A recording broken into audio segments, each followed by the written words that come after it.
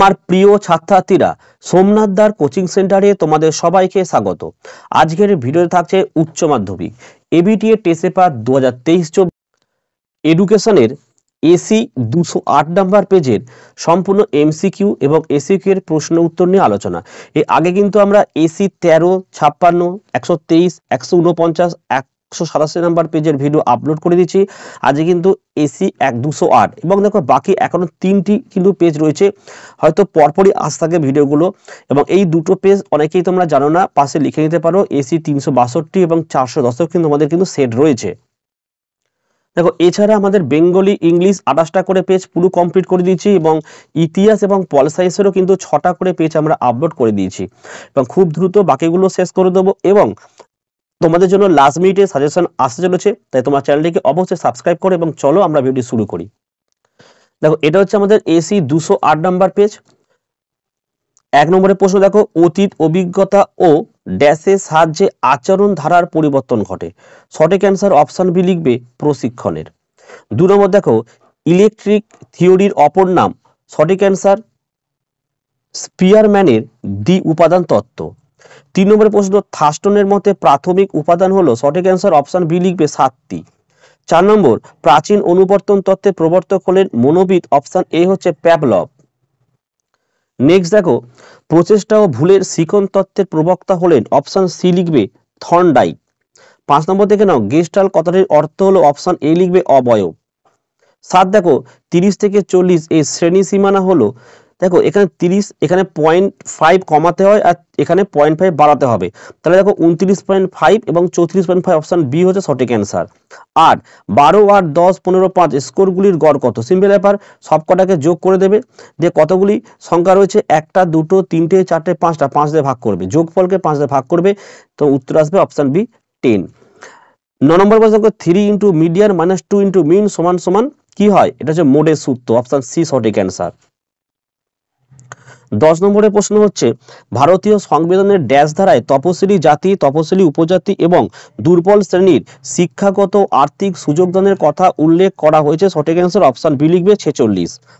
11, বিশ্ববিদ্যালয় শিক্ষা কমিশনের সম্পাদক ছিলেন। অপশন ডি লিখবে ডক্টর এন কে সিদ্ধান্ত। সম্পাদক আর সভাপতি ডক্টর এস রাধাকৃষ্ণন। 12 নম্বরের প্রশ্ন, national council for rural higher education প্রতিষ্ঠিত হয়। অপশন সি লিখবে 1956 সালে। 13 দেখো, মুদালিয়ার কমিশনের সদস্য সংখ্যা ছিল। অপশন ডি লিখবে 9 জন। নেক্সট দেখো আমাদের 14 নম্বরের প্রশ্ন, বহুমুখী বিদ্যালয়ের কথা কোন কমিশনে উল্লেখ আছে? লিখবে অপশন সি লিখবে মুদালিয়ার কমিশনে। 15, কিন্ডার গার্ডেনের প্রবর্তক হলেন। অপশন ডি লিখবে ফ্রয়েবেল।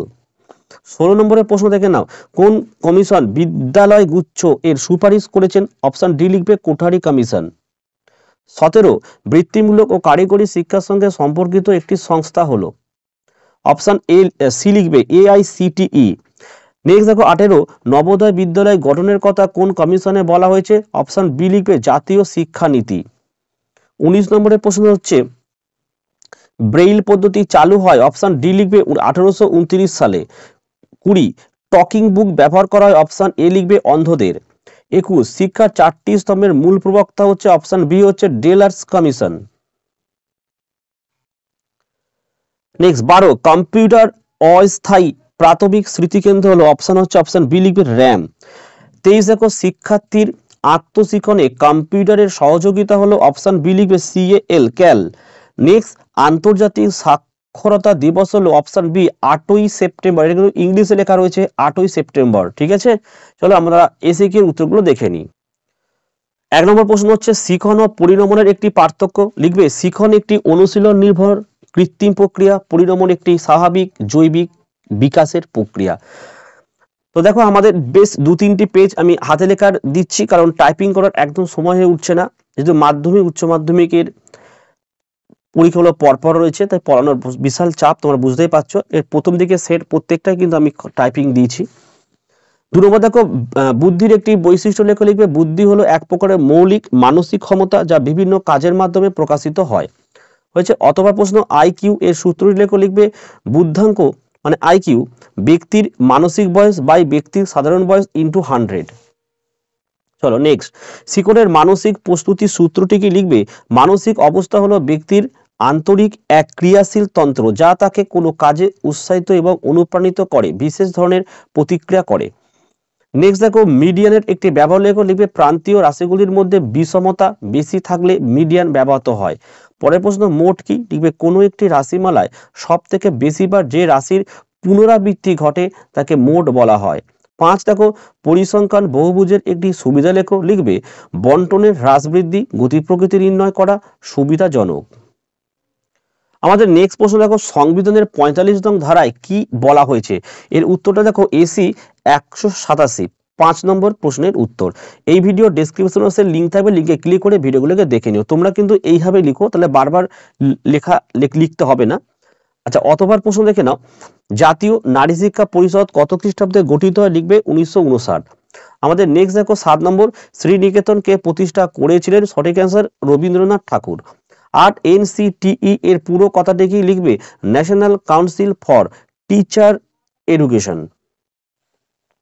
আচ্ছা, অতবার প্রশ্ন দেখো, ইউনেস্কোর পুরো নাম কি? লিখবে united nations educational scientific and cultural organisation.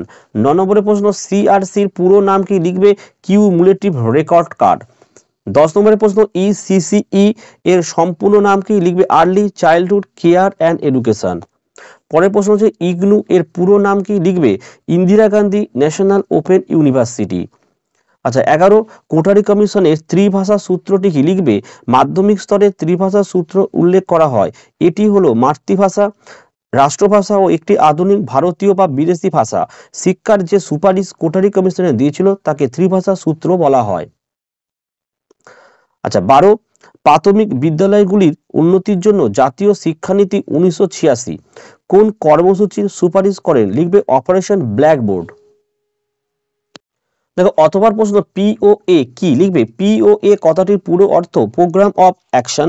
1900, এটা বাংলা ইংলিশ হয়ে গেছে, 1986 হবে, এটা ইংলিশে করে নেবে, সালে জাতীয় শিক্ষার মূল্যায়নের জন্য 1992-তে যে শিক্ষানীতি প্রবর্তিত হয় তার নাম হচ্ছে POA, প্রোগ্রাম অফ অ্যাকশন। 13 নম্বরের প্রশ্ন দেখো, স্টাইলাস কি? দেখো AC 13 একদম প্রথম পেজের 11 নম্বর প্রশ্নে এই উত্তর তোমরা পেয়ে যাচ্ছ।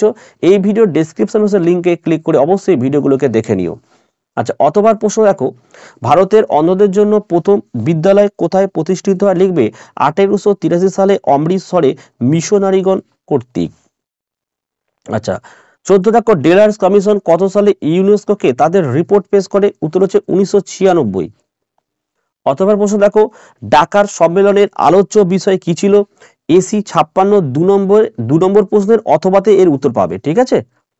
আচ্ছা, পরের প্রশ্ন 15 দেখো, সর্বশিক্ষা অভিযানের একটি লক্ষ্য লেখো। লিখবে 2010 সালের মধ্যে সকলের জন্য প্রাথমিক শিক্ষা সুনিশ্চিত করা। নেক্সট দেখো 17 লার্নিং কি?